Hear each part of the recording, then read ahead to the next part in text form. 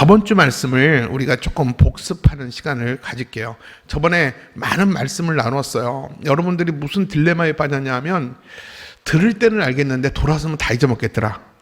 그런 얘기를 제가 무지하게 많이 들었어요. 근데 여러분 괜찮아요. 우리가 머리가 나빠서가 아니라요, 우리가 안 들어본 이야기예요. 이게 신학이고 교리이기 때문에, 하나님의 이야기이기 때문에 피조물들이 그 하나님의 지혜와 계시를 다 담을 수 없어요. 제가 여러분들과 말씀을 나눌 때 그냥 끄덕끄덕 그때만 이해하시면 됩니다. 이해하시고 지나가면 머릿속에 안 남는 것 같지만 여러분 마음의 판에 남겨져 있습니다. 그리고 다음에 또 들으면 돼요. 잊어먹을 만하면 또 들으면요, 여러분 돌이라고 걱정하지 마세요. 돌에 새기면 안 지워져요. 그러니까 돌인 게 축복이에요. 그러니까 이번에 들어서 그런가 보다, 두 번째 들으면 한 번 들었던 얘기인데 세 번째 들으면 그 얘기구나, 네 번째 들으면 이 말씀이 저 말씀이구나, 다섯 번째 들으면 이 말씀을 가르칠 수 있는 경지까지 이렇게 됩니다. 그러니까 여러분들 한 번 들었다고 머릿속에 안 남고 기억에 안 남는다고 속상해하거나 나는 아직 때가 아닌가 보다, 수준이 아닌가 보다 이렇게 포기하지 마시고 그냥 들으세요. 그냥 부담 없이 적지 마세요. 여러분 적는다고 집에서 읽는 사람 아무도 못 봤어요. 그냥 들으세요. 그냥 들으시면 돼요. 아시겠죠? 그리고 부담 갖지 마세요. 내가 머리가 나쁜가 이렇게 생각하지 마세요. 괜찮습니다. 여러분, 그래서 제가 필요한 거고 가르치는 자가 필요한 거지, 여러분이 저보다 더 잘 가르치고 더 잘 이해하면 제가 여기 있을 이유가 없을 것 같아요. 그냥 끄덕끄덕거리고 그냥 눈만 동그랗게 띄고 있으면 여러분 됩니다. 아시겠죠? 그러니까 너무 다 소화하려고 그러지 마세요. 그냥 들으시면 됩니다. 어떡하라고요? 들으시면 됩니다. 자, 우리 저번 주에 나눴던 거 많은 얘기지만 결국 이렇게 결론을 지을 수 있어요. 우리 파워포인트를 통해서 저번 시간에 배운 거를 한번 정리할게요. 자, 제가 쭉 저번 시간에 우리가 정리한 겁니다. 하나님이 악이 존재할 수 있는 세상을 만드셨어요. 오해는 하나님이 악을 만들지 않았어요. 악이 존재할 수 있는 세상을 만드셨습니다. 그리고 두 번째, 하나님은 악이 계속해서 존재하는 것을 방치하시고 허용하셨어요. 왜? 하나님의 섭리를 위해서. 자, 세 번째, 하나님은 우리가 죄를 선택하는 것을 허용하셨어요. 시편 81편 우리 12절에 보니까, 그러므로 내가 그의 마음을 완악한 대로 버려두어 그의 임의대로 행하게 하였다라고 그랬습니다. 죄를 짓는 것을 허용해서 죄를 지어도 하나님은 막지 않으셨다라는 겁니다. 마지막 네 번째는, 하나님은 우리의 악한 선택에 따른 고통스러운 결과를 허용하신다. 죄를 선택한 그 결과는 당사자가 책임지도록 하나님 그 책임을 묻는다는 거죠. 그러니까 여러분, 하나님의 사람이 또는 사람이 죄의 유혹 가운데 죄를 선택하는 것은 사람이에요. 하나님께서 그 양심을 따라 하나님께서 주변 환경을 통해서 죄를 짓지 않도록 또 자극도 주시고 도전도 주세요. 그럼에도 불구하고 사람이 그 모든 경고와 사인들을 무시하고 죄를 지려고 할 때 하나님 방치하신다는 것이죠. 선악과를 따먹지 말아야 될 것을 하나님은 아담에게 분명히 경고하셨어요. 먹으면 죽으리라. 근데 먹으면 죽을 줄 알면서도 그는 죄의 유혹에 빠져 따먹었어요. 하나님 방치하셨어요. 그리고 그 결과는 아담이 져야 했어요. 이게 바로 하나님이 만드신 세상이고, 그리고 죄의 선택은 인간의 몫이고 죄의 결과는 또 인간이 감당해야 된다는 것입니다. 자, 여러분, 그러면 죄와 악이 이 세상에 들어왔어요. 하나님이 죄를 만드셨습니까? 아니에요. 천사가 타락해서 사탄이 된 거예요. 사탄이 이 세상에 들어왔어요. 세상에 죄가 들어온 거예요. 자, 죄가 만연한 경로가 어떻게 된 겁니까? 이 사탄이 우리를 죄의 유혹을 합니다. 자, 첫째, 죄의 유혹이 있고 인간이 죄를 덥석 물립니다. 죄의 유혹과 인간의 선택과 하나님의 방치. 하나님 막지 않으셨다라는 거예요. 그렇게 하도록, 그렇게 인간이 자유의지를 가지고 선택할 수 있도록 하나님이 허용하셨다는 거예요. 그렇게 되면서 인간의 지금 세상에 죄가 만연한 것이죠. 그래서 이 세상에 죄와 악이 존재하는 것입니다. 하나님이 여러분 결코 죄를 만들지 않았어요. 여러분 이렇게 항변하는 사람 있죠. 하나님은 사랑이라면서요. 왜 하나님이 살아계시다면 이 세상에 왜 죄가 많습니까? 간단하죠. 마귀가 죄를 유혹했고 인간이 선택했기 때문에, 하나님이 방치했기 때문에, 허용했기 때문에 죄가 세상에 만연된 겁니다. 그래서 이 세상에 죄가 많은 이유는 하나님 책임이 아니에요. 죄의 유혹에 넘어가고 그 죄를 선택한 인간의 책임이고, 결국 그 인간의 책임은 결국 심판으로 자신이 감당해야 된다는 것이죠. 자, 이것을 우리가 함께 배웠습니다. 자, 그러면 이 세 번째 패러그래프에 악에 대한 하나님의 일하심, 하나님이 이 죄에 대해서 허용이냐 또는 개입이냐. 하나님은 어떤 죄와 악에 대해서는요 허용하셨어요. 하나님은 주권자입니다. 하나님이 허락하지 않으면 마귀도 악한 자들도 절대 아무것도 할 수 없어요. 하나님이 허락하셨기 때문에 욥에게도 아담에게도 그렇게 유혹할 수 있는 거죠. 그러면 하나님이 죄에 대해서 허용하신 건가? 또는 하나님이 악한 일에 있어서 하나님 전혀 개입을 안 하시는 건가? 자, 잘 보세요. 오늘의 말씀의 주제는 뭐냐면 하나님은 죄에 대해서 허용하시만 악한 일에 대해서도 하나님은 개입하신다는 겁니다. 자, 볼게요. 악에 대한 하나님의 섭리가 무엇인가? 이 두 가지가 있습니다. 두 가지. 자, 악의 허용은 하나님의 심판입니다. 가로 안에 심판이라고 씁니다. 하나님이 악을 허용했다면 하나님의 심판에 이르는 거예요. 자, 악의 허용에 관해 성경에서는 명확한 구절로 설명하지는 않지만 전체적인 문맥 안에서 살펴볼 때 이미 죄와 악을 선택하고 그것에 기울여져서 전혀 돌이킬 마음이 없는 사람을 향해 심판의 의미로 악한 행위를 허락하신 것을 볼 수 있다. 이미 마음이 기울여져 가지고 악한 길로 치닫고 있다면 이미 심판이 시작됐다라는 거예요. 하나님이 더 이상 막지 않는다라는 것이죠. 그리고 결국은 하나님은 거룩하심으로 악에 대해서 심판을 하십니다. 여러분 저를 보세요. 하나님이 일부러 인간들에게 죄를 짓게 하려고 꼬시지 않습니다. 그리고 죄를 지면 하나님이 심판하시는 하나님이 아니에요. 하나님은 결코 자기 백성들을 유혹하거나 결코 이렇게 덫을 놓거나 죄 짓도록 만들지 않아요.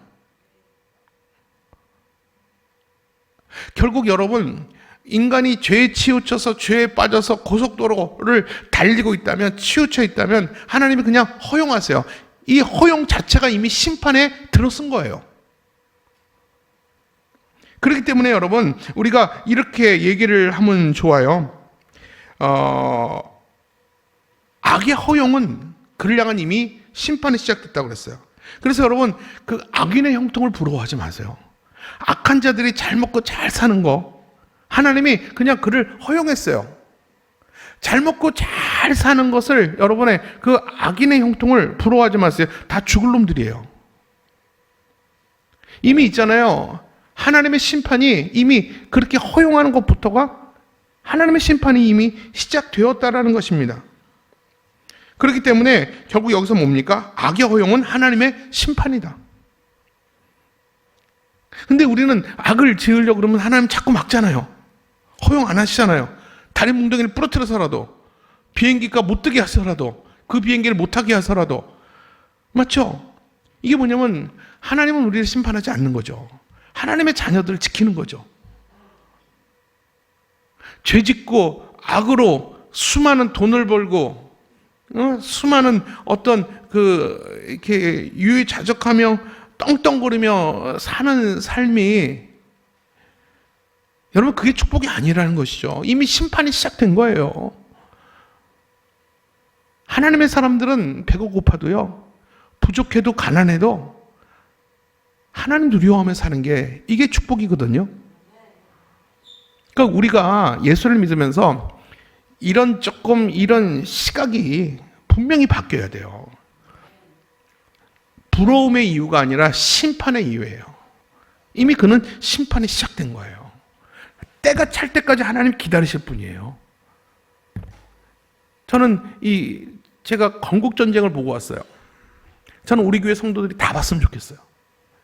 제가 그거 보고 며칠 동안, 한 이틀 동안 마음이 너무 무거웠어요. 이게 얼마나 역사가 많이 왜곡됐는지, 이 건국 대통령에 대해서 우리가 얼마나 폄훼하고,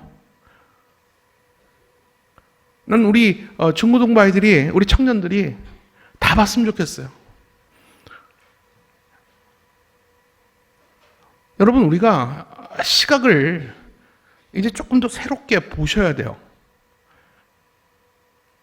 그 부유함이 진짜 축복인가? 하나님 없는 부유함이 이게 진짜 축복인가를 우리가 한번 분명히 냉정하게 한번 봐야 된다는 거예요. 악에 대한 하나님의 허용, 이미 심판이 시작된 거예요. 자, 우리 두 번째 볼게요. 악의 허용은 하나님의 선과 영광을 이루기 위해서다. 다시 말하면 하나님이 악을 허용했다는 것은 하나님의 섭리 가운데 있다는 거예요. 악도 하나님의 섭리 가운데 있다는 거예요. 다시 말하면 하나님의 악한 사건을 통해서 하나님이 개입하신다는 것이죠. 하나님은 죄를 막을 수 있었지만 가로 안에 선과 영광이에요. 악의 허용은 하나님의 선과 영광을 이루기 위해서이다. 하나님은 죄를 막을 수 있었지만 인간의 범죄와 타락을 통해서 오히려 이 우주 안에 죄인을 구원하시는 하나님의 독특하고 영광스러운 사랑을 드러내시는 계기로 삼으셨다. 이게 하나님의 섭리잖아요. 악을 통해서, 죄를 통해서 하나님이 개입하셔서 결국 하나님이 선을 이루어내신다는 거죠. 여러분, 이게 굉장히 중요한 개념이에요. 하나님은 악과 죄를 통해서도 선을 이루어내신다. 여러분, 요셉의 형들이 요셉을 팔아넘기로 작정했죠. 분명히 악한 생각임에도 불구하고 하나님이 허용하셨어요. 하나님 요셉을 얼마나 사랑하세요. 근데도 그 요셉을 팔아먹도록 하나님이 침묵하셨잖아요. 그래서 그를 결국 팔았어요. 왜 허용하셨습니까? 여러분, 요셉이 애굽에서 총리가 되어야지만 자기 백성들을 이끌어와서 그 민족 이동이 움직일 수 있었어요. 그래서 형들이 그를 팔 때까지 하나님은 침묵하셨어요. 개입하지 않으셨어요. 그리고 형들이 나중에 그걸 요셉인 줄 알고 그 요셉 앞에서 벌벌 떨죠. 그때 창세기 50장 20절에서 요셉이 유명한 말을 하잖아요. 형들은 나를 헤아려 했으나 하나님이 오히려 그 악을 선으로 바꾸셨다.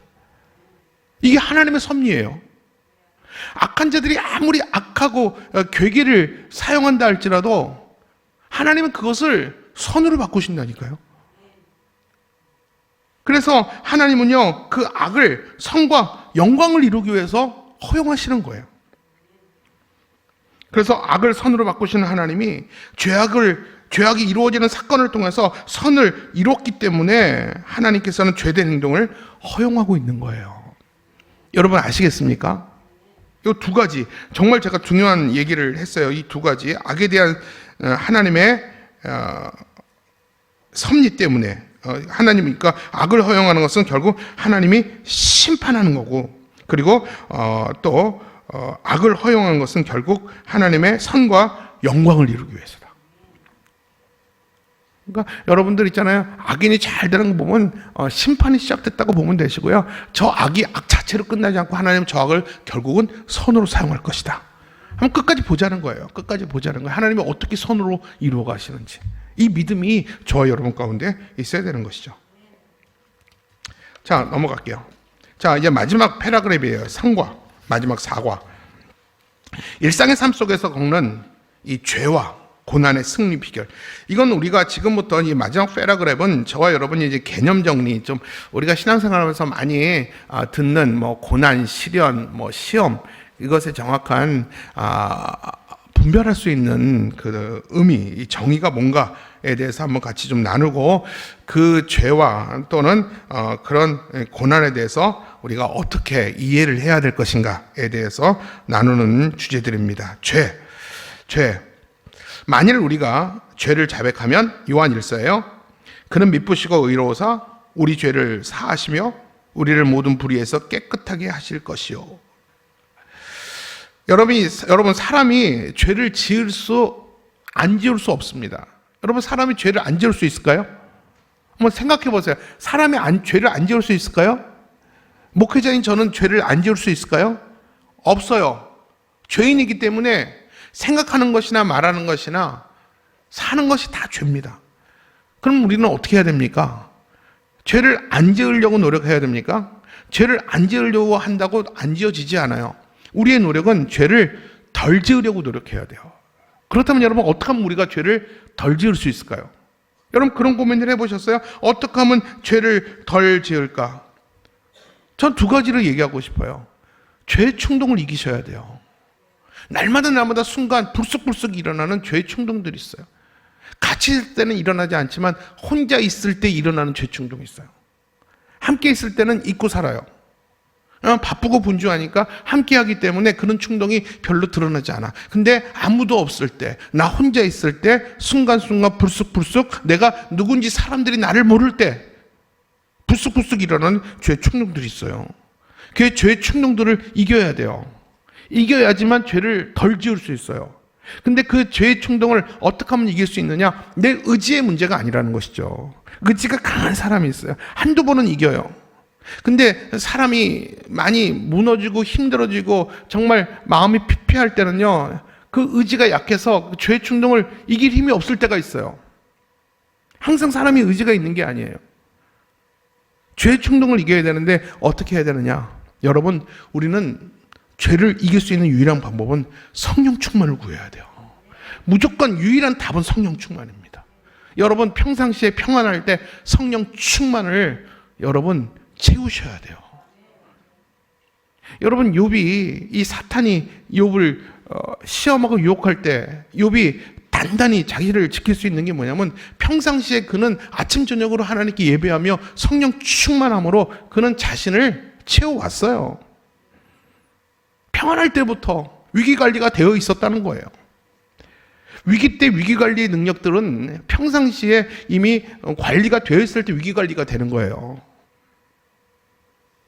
우리나라가 제일 약한 게 위기관리 능력이거든요. 항상 소 잃고 외양간 고치잖아요.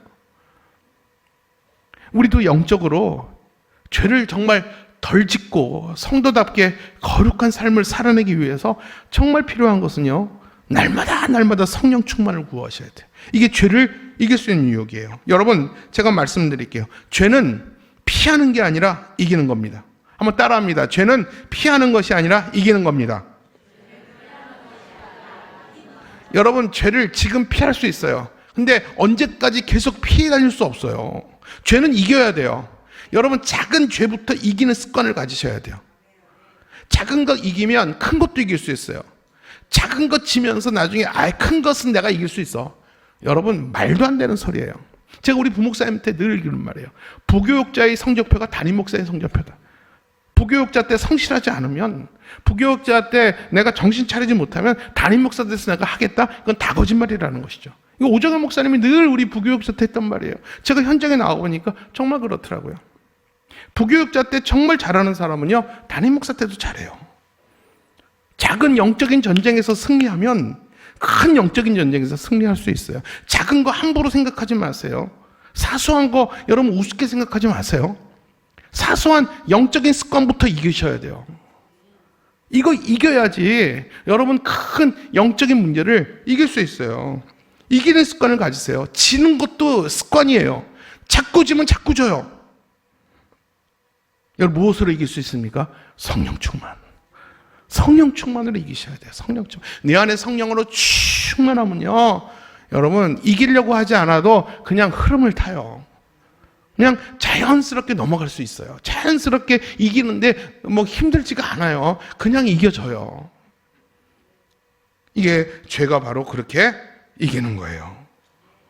죄는 딱 하나의 성령 충만. 자, 고난. 자, 고난에 대한 주제예요. 죄에 대한 주제는 넘어갈게요. 고난.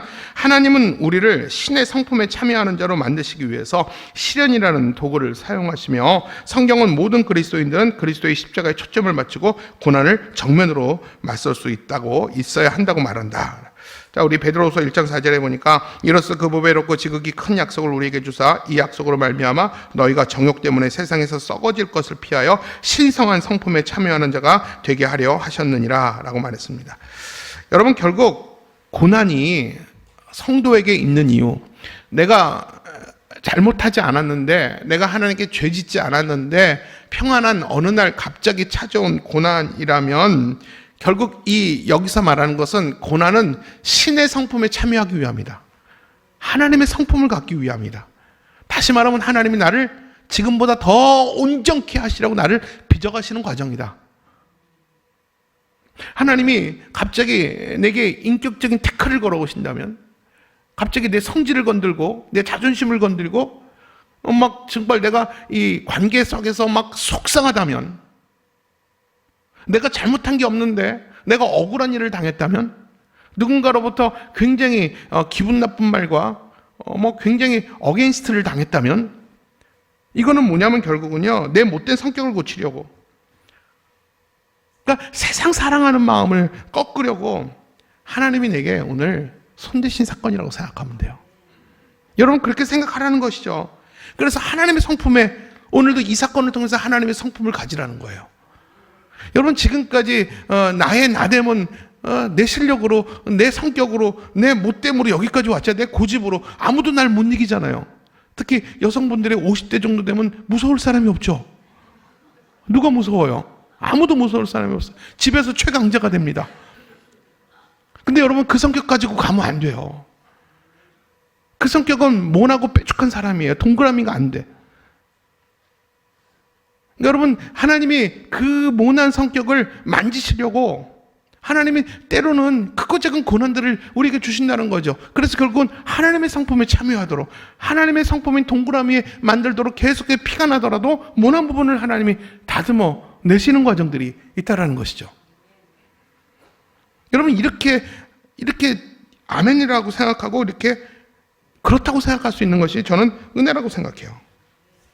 자, 그렇다면 고난에 대한 성경적 시각 4가지가 있어요. 제가 짧게 읽으면서 넘어갈게요. 첫째, 고난에 대한 성경적 시각이에요. 성경적 시각. 첫째, 하나님은 우리의 고난을 아세요. 그리고 우리와 고통을 나누십니다. 하나님이 목적을 두고 허락하신 고난이라면 하나님이 알고, 하나님이 보고, 하나님이 판단하고, 하나님도 그 고난을 끝내세요. 고난을 시작하신 분이 하나님이면 하나님이 고난도 끝내신다는 거예요. 하나님이 목적을 두고 고난을 뒀다면 그 목적을 이루시면 고난도 끝내세요.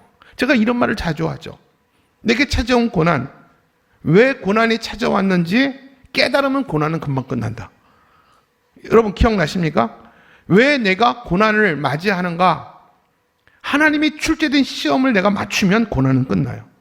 하나님이 고난을 시작하셨다면 하나님이 거기 계세요. 고난 던져놓고 하나님이 딴 데 해외여행 간 게 아니라 하나님이 고난 출제를 하셨으면 그 자리에 나와 함께 같이 아파하시면서 함께 보시고 판단하시고 그 고난도 끝내신다는 거예요. 그 고난은 나 혼자 당하는 게 아니에요. 주님과 함께 당하는 게 성도의 고난이에요. 외로워하지 마세요. 제가 그랬잖아요. 그 인생의 둘레길 가운데 이 고난의 구간에 내 기도를 들으시는 주님이 계신다면 그 자체가 소망이고 행복이라고요. 그게 행복 아닙니까? 이게 그리스도의 고난이에요. 온전케 하시기 위해서 내게 고난을 주셨다면. 두 번째, 예수님은 십자가에서 고난을 직접 당하셨어요. 이게 무슨 말이냐면 주님도 고통을 당했기에 인간의 고통을 채울할 줄 아시죠. 하나님이 인간이 됐다는 게 얼마나 우리에게 위로인지 아십니까? 하나님이 인간이 되셨다는 게 인간의 아픔과 외로움과 고난과 배신을 다 당했잖아요. 그래서 우리가 기도할 때 주님 아시죠? 그러면 설명하지 않아도 우리의 마음의 위로를 받잖아요. 그러니까 예수님도 고난을 직접 당하셨다는 거예요. 이 고난, 아파하고 깊은 곳에서 고난 때문에 신음하면 여러분, 예수님도 이만큼 아프셨습니까? 예수님과 고난을 나눠보시라는 것이죠. 그리고 세 번째, 예수님은 부활하심으로 소망을 잃지 않게 하셨다. 이게 뭐냐면 예수님은 고난으로, 십자가로 끝나지 않고 부활로 다시 살아나셨어요. 고난의 끝이 있다는 거예요. 성도의 고난의 끝은 부활이요 영광이라는 것이죠. 이걸 믿으라는 것입니다. 네 번째, 사랑과 고난은 동전의 양면과 같다. 사랑하기 때문에 고난을 허용하는 거예요. 여러분, 사랑하지 않으면 그냥 하나님이 허용해버려요. 그 심판의 끝까지 가도록. 남들은 죄를 져도 하나님은 그것을 축복하시는데 남에는 조금만 죄만 지면 하나님 왜 자꾸 나를 브레이크 거십니까? 왜? 사랑하니까.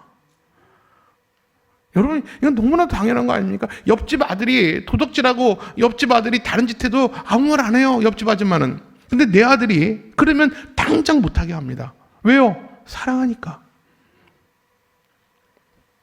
자, 고난의 유익 8가지가 있어요. 고난의 유익. 자, 고난을 통하여 우리 자신을 온전케 하셔서, 자, 고난을 우리에게 주신 목적은 우리를 온전케 하기 위함이거든요.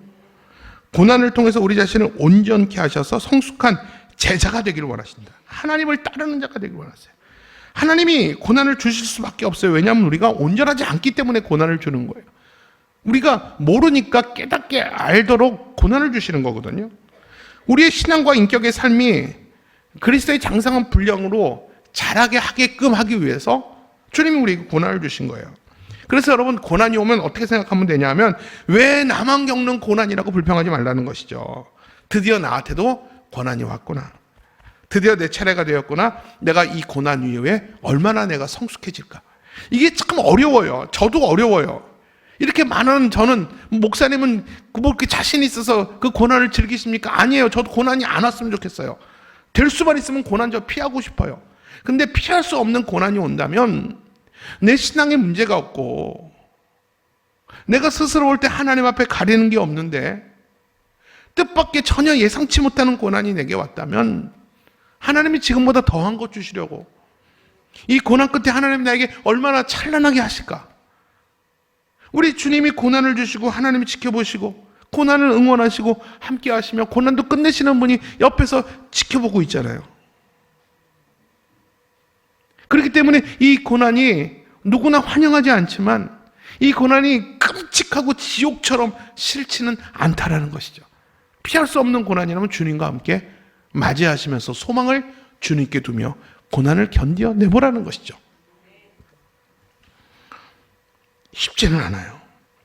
자, 또 두 번째, 고난을 통하여 자신의 신앙을 점검하게 하십니다. 고난이 없을 때는요, 믿음을 누구나 쉽게 얘기합니다. 남들이 흔들리면 왜 이렇게 믿음이 없어 라고 말하지만 막상 자신이 고난을 당하면 자신의 믿음이 얼마나 작은지를 실감하게 돼요. 보통 때 자기네 믿음의 질량을 몰라요. 본인이. 나는 꽤 믿음이 괜찮은 것 같아요. 새벽 예배도 나오고 봉사도 하고 훈련도 받으니까, 그리고 순원들에게 말씀도 가르치고 내가 장로니까 내가 꽤 믿음이 있는 사람처럼 여겨집니다. 근데 막상 고난에 처하면 내 믿음이 정말 먼지만도 못하다, 믿음의 존재감도 없다, 이렇게 스스로의 절망감도 느낀다니까요. 그러니까 이 고난이 오면 자신의 믿음의 크기를 알 수 있어요. 또 고난을 겪으면서 작은 시험에도 요동하는 내 자신을 봐요. 내가 그동안 얼마나 내 신앙이 부실했는가. 이겨낼 만한 영적 면역력이 없는 거예요.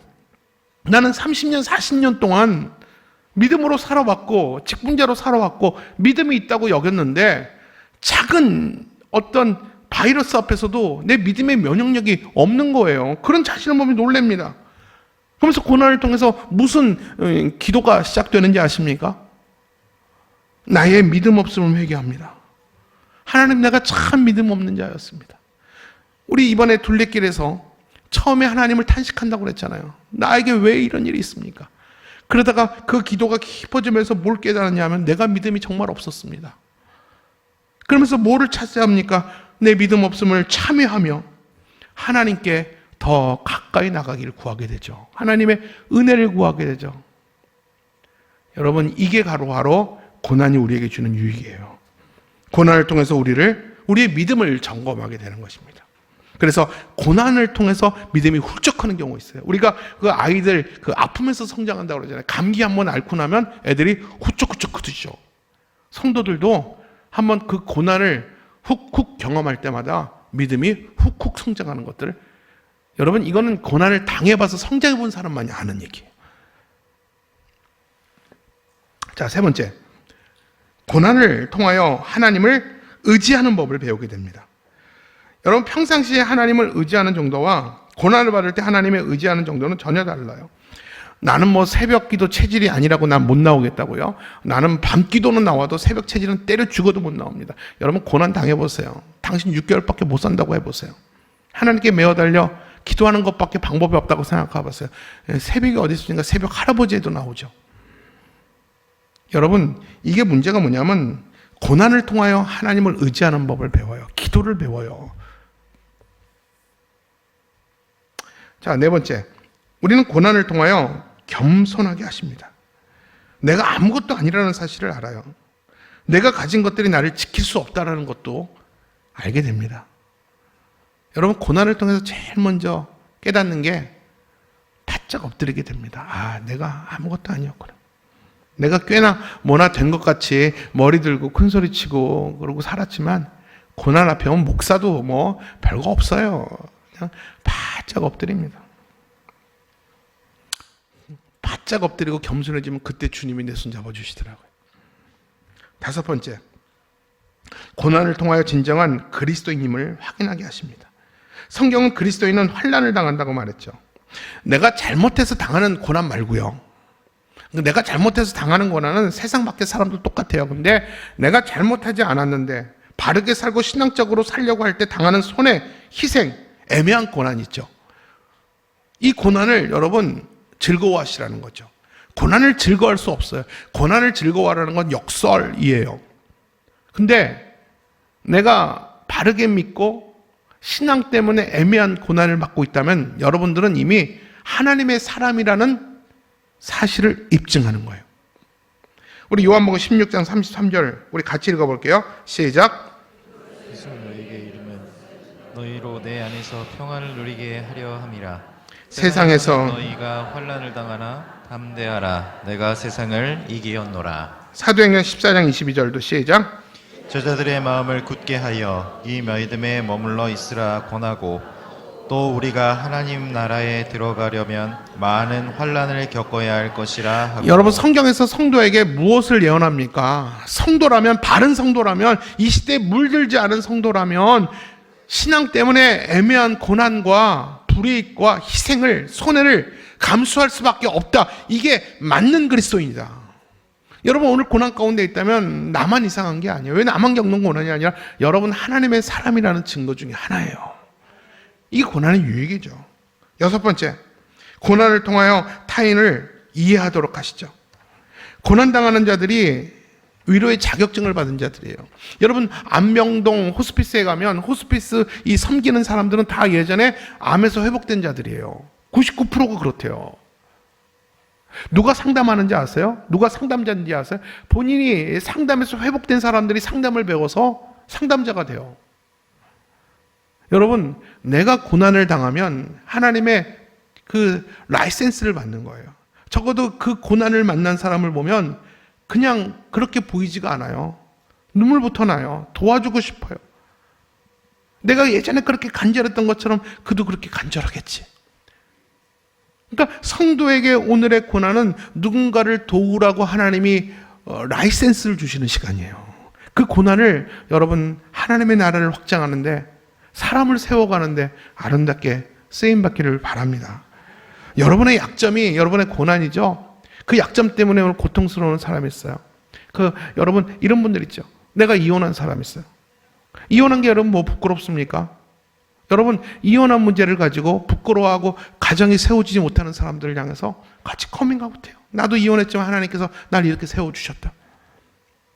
죄책감이 아니라 부끄러움이 아니라 당당하게 하나님 앞에 세워줄 수 있도록 그런 분들을 돕는 거죠. 자, 일곱 번째. 고난을 통하여 복음을 증거하도록 하시죠. 내가 그 고난 가운데 고난을 이겨냄으로 내가 어떻게 회복됐는지를 간증하게 되잖아요. 이게 그래서 하나님께 영광을 올려드리게 합니다. 그래서 우리가 간증이죠. 여러분 이 간증이 얼마나 파워가 있는지 아십니까? 목회자가 설교하는 것보다 같은 평신도들이 내가 하나님을 만나서 내 삶에서 이렇게 내가 일어났습니다. 회복됐습니다. 이렇게 하나님께 영광을 올려드렸습니다. 이게 성도들한테 훨씬 이 파워가 있더라고요. 그래서 결국 이 고난도 결국은 복음을 증거하도록 하게 합니다. 여덟 번째 마지막. 고난을 통하여 앞으로 올 하나님 나라를 열망하게 하십니다. 자, 여기 결론은 제가 안 읽을게요. 여러분 집에서 읽으시면 되고요. 자, 이제 조금 이제 요 세 주제만 하고 말씀을 마칠게요. 여러분 박스 안에 이거 뭐가 있죠? 성경에 나타난 이 시험의 의미인데, 이 시험을 우리가 세 가지로 적어도 성경에는 구분하고 있어요. 헬라어 성경에는 적어도 이 시험이라는 말을 세 가지 단어로 구분하고 있어요. 근데 한국 성경, 개역 성경은 그냥 시험, 또 시련 뭐 이렇게 혼용해서 나오는데, 우리가 시험이라고 할 때 헬라어적 언어 의미는 세 가지 의미로 적어도 구분된다는 거예요. 이게 첫 번째 뭐냐면, 잘 보세요. 연단을 목적으로 하는 시련. 그러니까 하나님께서 허락하시는 거죠. 연단을 목적으로 하는 시련. 이것은 성장이 목적이에요. 그 사람을 온전케 하고 그 사람을 키워내기 위한 목적을 가진 시련. 그리고 두 번째는 뭐냐면 고의적인 목적을 가진 유혹. 이건 마귀가 성도를 쓰러뜨리기 위한 유혹. 광야에서 예수님을 시험한 마귀, 템테이션. 이 유혹들. 결국은 쓰러뜨리기 위함이죠. 이것도 시험이라는 말이 나오고요. 성도들을 성장시키는 것도 시련도 시험이라는 말로 나오고요. 세 번째는요, 신앙적 확인을 위한 테스트, 하나님이 하시는 테스트, 확인을 목적으로 하죠. 하나님이 아담에게 내 아들 이삭을 바치라 할 때 하나님이 그 인신제사를, 그 이삭의 제사를 받기 위함이 아니라 그의 믿음을, 그 정도의 믿음이 얼마나 견고한가를 확인하기 위해서 하나님이 그를 테스트한 거죠. 이것도 시험이라는 말이 있습니다. 그래서 여러분 이 세 가지, 시련, 유혹, 시험, 이게 성경에서는 시험이라는 말로 나오는데, 이 세 가지를 구분할 수 있어야지 여러분 헷갈리잖아요.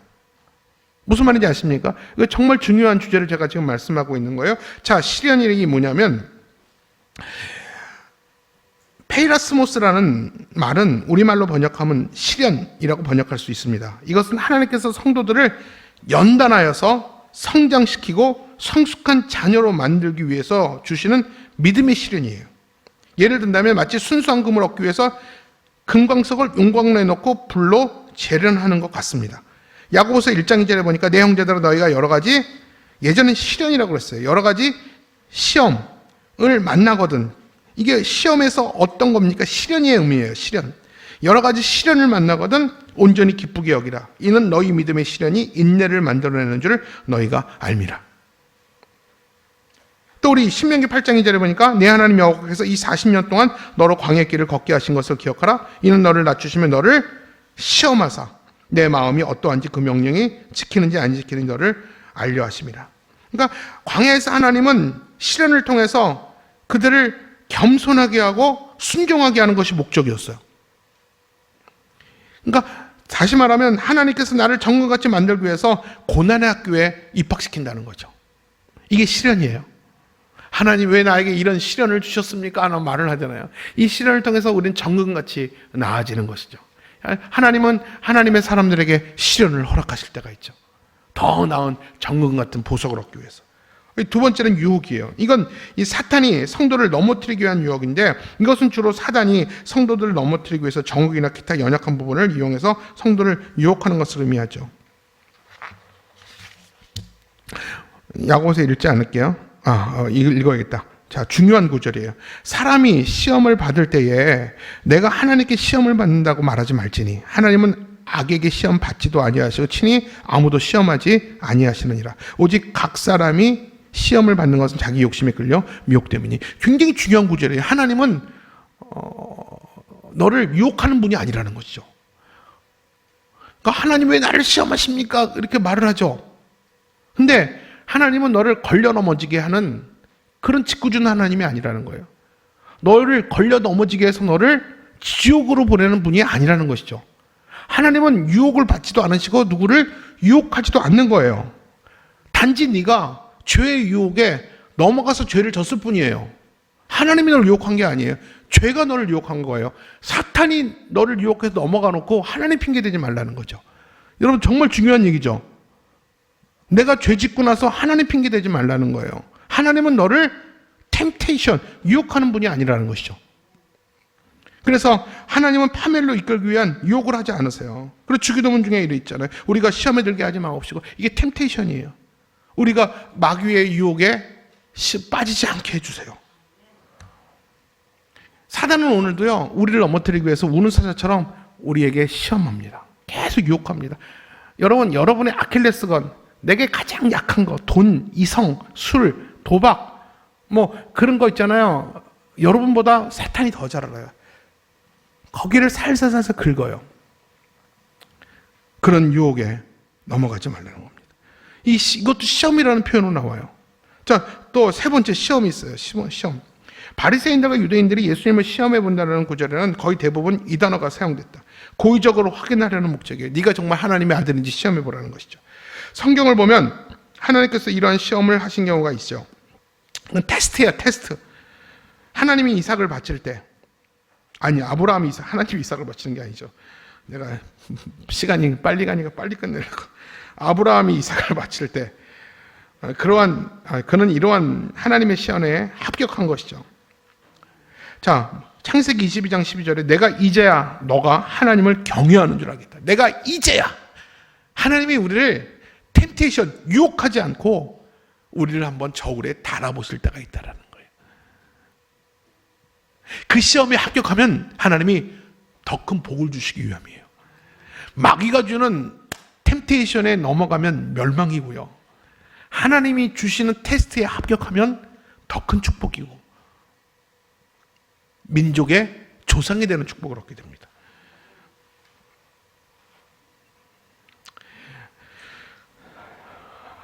결국 이게 다 여러분 성경의 이 세 가지 시련, 유혹, 시험, 테스트, 이 세 가지가 다 시험이라는 말로 나와 있는데 우리가 이 세 가지 이 단어의 그 의미를 정확히 구별할 줄 알아야 돼요. 절대로 하나님이 나를 유혹해서 내가 넘어졌다. 맞는 말, 틀린 말? 틀린 말. 나를 유혹하고 나를 넘어뜨린 자는 누구예요? 사탄이에요. 죄가 유혹했고 내가 죄의 손을 잡았을 뿐이에요. 하나님은 절대 우리를 유혹하지 않아요. 주님은 우리를 정금같이 나오게 하시려고 시련을 줘서 온전케 하십니다. 그리고 때로는 우리가 주여 주여 할 때 정말 네가 정말 구원에 이르는 신앙이 있는지 하나님이 내 믿음을 한번 테스트해 보잖아요. 질량에 한번 달아보는 거예요. 질량을 이렇게 한번 달아보는 거 같다가 야, 고난 앞에서 네 믿음이 이것밖에 안 되는 건 너 알겠지? 더 노력해야 되는 거 알겠지? 하나님이 이렇게 우리를 테스트해서 그 테스트에 합격하면 하나님이 더 나은 것을, 더 많은 것을 맡겨요. 근데 조금만 주님 물질 주세요. 축복해 주세요. 그래서 그래 줬는데 그것 때문에 교회 안 나오고 하나님께 인색하고 하나님을 멀리하면 너는 이것밖에 안 되는구나. 너한테 돈 줬다가 큰일 나겠다. 그리고 돈을 안 주고 돈 줬는데 너무 돈을 잘 써. 여러분 우리 아이들 중에서 돈을 주면 믿음이 가는 애가 있고 돈을 주면 믿음이 안 가는 애들 있죠. 그래서 믿음이 가는 애들이 있으면 어떻게 해요? 돈을 더 줘요. 좀 많은 돈을 달라고 그래도 묻기는 묻지만 그래도 안심하고 줘요. 근데 돈을 흥청망청 쓰는 애들은 돈을 달라고 하면 어디다 쓰려고 이렇게 걱정하고 물어보게 됩니다. 그렇듯이 하나님은 우리를 종종 하나님 부모가 자녀를 테스트하듯이 우리 가끔 그렇잖아요. 아이 작을 때 애들 막 손에 막 먹고 먹으면 엄마가 그러잖아요. 그러면 어떤 애는 입에 쏙 넣어줘요. 그리고 어떤 애는 안 주죠. 야, 더럽고 치사해서 안 먹어. 그 손에 들어온 거 누가 먹고 싶다고 그러겠어요. 그 아이의 마음을 한번 알아보고 싶어서 하는 거 아닙니까? 하나님이 가끔 우리한테 할 때가 있어요. 진짜라니까 할 때 있다니까요. 그러면 주님 왜 이러십니까? 내가 11조 드렸는데 이제 그만 좀 하시죠. 주님께 내게 있는 거 아닙니까? 뭐 이런 식으로 한다든가. 자꾸 왜 이러세요? 부담스럽게. 나 이러면 교회 안 다녀요. 나 이 정도 시간에 11조 드렸으면 됐지 왜 자꾸 또 왜 특세 때 무슨 또 나오라고 합니까? 새벽 이런 시간부터. 난 원래 난 특세랑 관심 없는 사람이고 나는 원래 저녁 인간이기 때문에 새벽엔 자야 돼요. 나 새벽에 이 시간에 일어나면 난 머리가 아파서 아무것도 못해요. 막 내 얘기하는 것 같다는 사람이 있을 거예요. 아마 여러분은 아니지만 영상에서 보는 분들. 하나님은 여러분 항상 하나님이 나를 테스트에 합격하시면 말할 수 없는 축복으로 하나님은 날 계속 업그레이드 시키실 겁니다. 자, 마지막 세 번째. 고난에 대한 잘못된 태도, 바른 태도. 고난은 긍정적이든 부정적이든 우리 삶에 영향을 미치게 되어 있어요. 맞죠? 이 고난이라는 건 제가 말했죠. 상수, 그래프의 변수입니다. 변수. 변수. 여러 가지 고난의 변수에 우리가 영향을 미치게 되어 있어요. 근데 중요한 것은 우리의 고난을 우리가 어떻게 이해해야 되는가. 고난에 대한 잘못된 태도. 고난은 내가 죄를 지었기 때문에 온다. 그 욥이 넘어졌을 때 욥의 친구들이 뭐라고 말합니까? 너 죄 때문에 고난이 왔다. 이렇게 막 얘기를 하죠. 여러분, 아니에요. 죄 때문에 올 수도 있지만 죄 때문에 오는 고난은 거의 없어요. 하나님 그렇게 고난을 해석하지 않아요. 여러분 스스로가 내가 이 죄를 졌기 때문에 이렇게 고난받습니다. 여러분, 그거는 마귀가 여러분이 던지는 시험이에요. 그건 아니에요. 거기에 빠져나오세요. 예수님이 그 죄를, 과거에 여러분 죄를 위해서 십자가에 죽으셨잖아요. 이제 죄는 없어졌어요. 자꾸 없어진 죄 때문에 내가 고난받고 있다고 여러분 착각하지 마시라는 거예요. 두 번째, 고난은 신앙생활을 잘하면 오지 않는다. 여러분, 그렇지 않아요. 시험 생활 잘해도요, 다 코로나가 오고요, 다 IMF가 왔어요. 예수를 믿어도 고난은 와요. 아니면 예수를 믿었기 때문에 더 고난이 많을 수 있어요. 신앙 때문에. 그런 거 잘못 생각하지 말라는 거. 주위에서 그런 사람이 있으면 아니라고 얘기하세요. 그리고 고난은 인과응보다. 원인과 결과다. 절대 그렇게 생각하지 마세요. 과거의 업보다. 여러분, 그건 정말 불교 용어고 다 잘못된 얘기입니다. 주위에서 그런 얘기가 들리면 아니다. 사탄은 물러가라. 이렇게 얘기하셔야 돼요. 그러면 고난에 대한 바른 태도. 자, 고난은 나를 온전케 하시는 하나님의 방법이다. 고난에 참여하는 것은 신자의 특권이다. 현재의 고난은 장차에 올 영광과 좋게 비교할 수가 없다. 네 번째, 영광, 소망에 이르는 유일한 길은 고난과 죽음을 통해 가는 길이다. 그러니까 no cross, no crown. 뭡니까? 십자가가 없으면 왕관도 없어요. 고난이 없으면 영광이 없고 십자가가 없으면 부활도 없는 겁니다. 맞습니까, 여러분? 예수를 위해서 고난도 한 번도 안 받은 사람이 하나님 앞에서 왕관을 쓸 자격이 있을까요? 하나님은 공평해요. 하나님 공평해요. 하나님은 공평합니다. 십자가에 고난받은 자가 부활의 영광의 관을 씁니다. 자, 그리고 마지막, 고난을 이길 승리의 비결은 기뻐하라. 여러분, 참 기독교는 역설의 종교 맞아요. 고난의 유익이다. 고난에 감사해라. 고난을 기뻐하라. 말은 제가 그렇게 하지만 목사님은 고난 오면 기뻐할 거예요? 순간은 아니겠지만 제가 노력할 겁니다. 여러분, 포기하지 마십시다. 기뻐하는 것을 포기하지 마십시다. 기뻐하기를 노력하세요. 기뻐하기를 구하세요. 성령 충만함이 있으면 결국 고난 뒤에 이 고난의 구간을 지나면 우리 하나님이 주실 축복들이 보이게 되어 있습니다. 그걸 바라보면서 기뻐하시길 바랍니다. 자, 2절 읽고 모든 교리 특강은 마치도록 할게요. 그래도 오늘은 빨리 끝났죠? 그거 봐, 고난은 금방 끝나요. 야고보서 1장 2절로 3절 우리 같이 읽을게요. 시작. 네, 형제들아, 너희가 여러 가지 시험을 당하거든 온전히 기쁘게 여기라. 이는 너희 믿음의 시련이 인내를 만들어내는 줄을 너희가 알미라. 인내를 온전히 이루라. 이는 너희로 온전하고 구비하여 조금도 부족함이 없게 하려 함이라. 이 말씀 너무 좋죠. 여러분, 이 말씀 꼭 명심하시고 외울 수 있으면 외워도 좋겠어요. 베드로전서 4장 12절 13절 시작. 사랑하는 자들아, 너희를 연단하려고 오는 불시험을 이상한 일 당하는 것 같이 이상히 여기지 말고 오히려 너희가 그리스도의 고난에 참여하는 것으로 즐거워하라. 이는 그의 영광을 나타내실 때에 너희로 즐거워하고 기뻐하게 하려 함이라. 여러분, 이 2절 말씀, 오늘도 내가 고난의 긴 터널을 걷고 있다면, 내가 고난의 둘레길을 걸어도 이 고난의 둘레길이 끝나지 않는다고 여겨지는 분들 계시다면, 오늘 이 두 말씀을 여러분들이 제일 많이 시선이 가는 곳에 붙여놓고 아침, 점심, 저녁으로 읽고 암송하고 또 묵상하고 그 말씀이 내 안에 이루어지기를 기도하고 메어 달릴 때 하나님께서 그 고난의 길을 하나님께서 영광의 길로 바꿔주실 줄 믿습니다. 자, 우리 찬송하고 마치겠습니다.